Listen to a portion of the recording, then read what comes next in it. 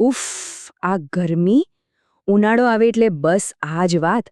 સૂરજ જાણે આગના ગોળા ફેંકતો હોય, પરસેવો તો જાણે સૂકાતો જ નથી, અને એવું લાગે કે શરીરની બધી જ શક્તિ ગરમીએ ચૂસી લીધી છે. સાચું કહું તો હવે તો દર વર્ષે આ ગરમી અને બફારો વધારે ને વધારે આકરો થતો જાય છે, નહીં? પણ એક મિનિટ, શું આ ગરમીની લડાઈ બધા માટે સરખી છે? ક્યારે વિચાર્યું છે આના વિશે? ચાલો, આજે આપણે આ જ સવાલનો જવાબ શોધવાની કોશિશ કરીએ. એક તરફ છે શહેર, જ્યાં સુવિધાઓ છે, અને બીજી તરફ છે ગામડું, જ્યાં સંઘર્ષ છે. તો આ ગરમીનો માર કોના પર વધારે પડે છે? સારું, તો સૌથી પહેલાં વાત કરીએ શહેરની, આપણી આધુનિક જિંદગીની. અહીં ઊંચી ઊંચી બિલ્ડિંગો છે, ચકચકિત રસ્તાઓ છે, બધું જ કેટલું સરસ લાગે નહીં? પણ ઉનાળાની બપોરે આ જ સુવિધાઓ જાણે ભઠ્ઠી બની જાય છે. કેવી રીતે? ચાલો જોઈએ.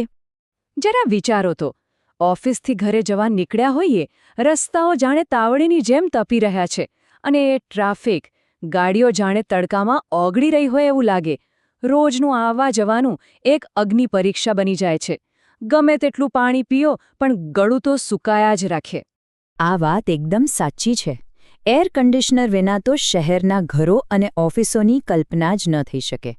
જ્યાં આપણને શાંતિ અને આરામ મળવો જોઈએ, એ જગ્યા એસી વગર એક ગરમ ભઠ્ઠી જેવી લાગે. શ્વાસ લેવો પણ ભારે પડી જાય. અને માની લો કે આ બધું ઓછું હોય, ત્યાં જ લાઇટ જાય, બસ થઈ રહ્યું. એસી બંધ, પંખા બંધ, કૂલર બંધ, બધું ઠપ. ત્યારે સમજાય કે આપણે ટેકનોલોજી પર કેટલા નિર્ભર છીએ અને કેટલા લાચાર પણ. એવું લાગે કે જાણે ચારે બાજુથી ગરમી આપણને ઘેરી લીધા છે. 45 ડિગ્રી! જરા આંકડો તો જુઓ. આ કંઈ ખાલી અગવડની વાત નથી રહી. આ તો શારીરિક અને માનસિક થાક આપનારો એક મોટો પડકાર છે. શહેરની ભાગદોડમાં આ ગરમી આપણને સાવ નીચોઈ નાખે છે. સારું, આ તો થઈ શહેરની વાત. હવે ચાલો આ વાર્તાને ગામડા તરફ લઈ જઈએ. અહીંયા મુશ્કેલીઓનું સ્વરૂપ સાવ અલગ છે. કદાચ વધુ પાયાનું છે. અહીંયા લડાઈ ગરમી કરતાંય વધારે પાણી માટેની છે. ગામડાની તો આખી જિંદગી જ પાણીના કુદરતી સ્ત્રોતો પર ચાલે છે. કૂવા, હેન્ડપંપ, આ બધું એમની જીવાદોરી છે. પણ આકરો ઉનાળો આ જીવાદોરી પર જ ઘા કરે છે. કૂવાના તળિયા દેખાવા માંડે છે, અને હેન્ડપંપમાંથી પાણીને બદલે ખાલી હવા જ આવે છે. અને પછી શરૂ થાય છે અસલી સંઘર્ષ.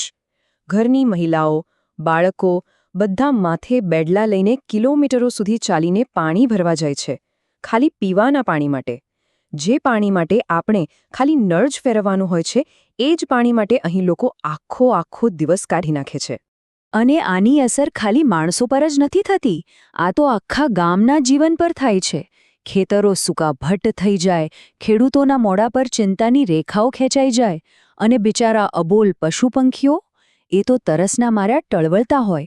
આખા સમુદાય માટે આ એક મોટું સંકટ છે. પણ આટલી બધી તકલીફો વચ્ચે પણ ગામડાના લોકો હાર નથી માનતા, અને અહીં જ એમની અસલી તાકાત દેખાય છે. આવા સમયે એ લોકો એકબીજાનો હાથ પકડે છે, એકબીજાને મદદ કરે છે, કારણ કે એમને પાણીના એક ટીપાની સાચી કિંમત ખબર છે. તો આપણે શહેર અને ગામડા બંનેની પરિસ્થિતિ પર નજર નાખી. એક વાત તો પાકી છે, પરેશાન તો બંને જગ્યાએ લોકો છે, પણ એમની મુશ્કેલીઓ સાવ જુદી છે. ચાલો હવે જરા સ્પષ્ટ રીતે આ બંનેની સરખામણી કરીએ. જુઓ, આ ટેબલ પરથી આખી વાત સાફ થઈ જાય છે. શહેરમાં મુખ્ય પડકાર છે અસહ્ય ગરમી અને પાવર કટ, જેની અસર મોટાભાગે વ્યક્તિગત હોય છે. જ્યારે ગામડામાં મુખ્ય પડકાર છે પાણીની અછત, જે આખા સમુદાયનો સંઘર્ષ બની જાય છે. ટૂંકમાં, શહેરમાં સુવિધાઓ જ મુસીબત બને છે, તો ગામડામાં સાદગી જ સંઘર્ષ બની જાય છે. આમ તો આખી વાતનું તારણ બહુ સીધું છે. ગરમી એ દરેકને હેરાન કરે છે, ભલે પછી કોઈ શહેરમાં રહેતું હોય કે ગામડામાં. હા, સંજોગો અને મુશ્કેલીઓ ચોક્કસ અલગ છે, પણ આ એક એવી સમસ્યા છે જે આપણને બધાને જોડે છે, અને એટલે જ એનો ઉકેલ પણ આપણે સૌએ સાથે મળીને જ લાવવો પડશે.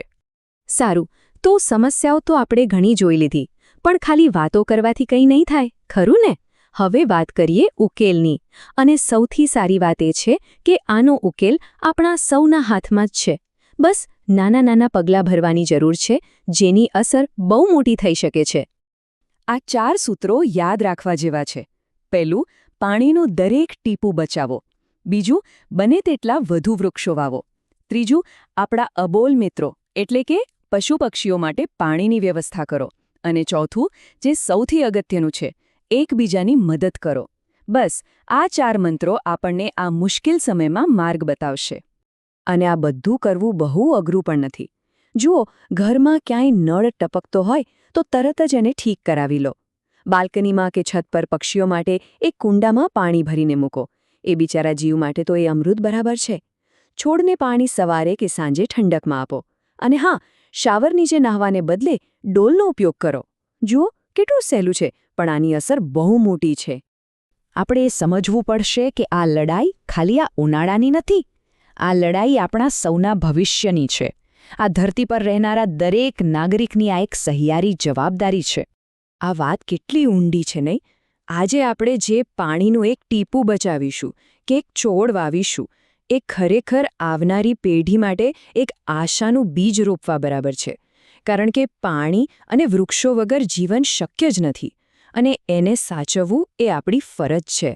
તો ચાલો આ ચર્ચાના અંતે આપણે સૌ આપણી જાતને એક સવાલ પૂછીએ.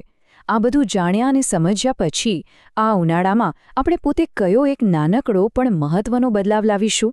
આપણા પર્યાવરણ માટે, આપણા સમાજ માટે અને આપણા પોતાના ભવિષ્ય માટે. જવાબ આપણે જ શોધવાનો છે.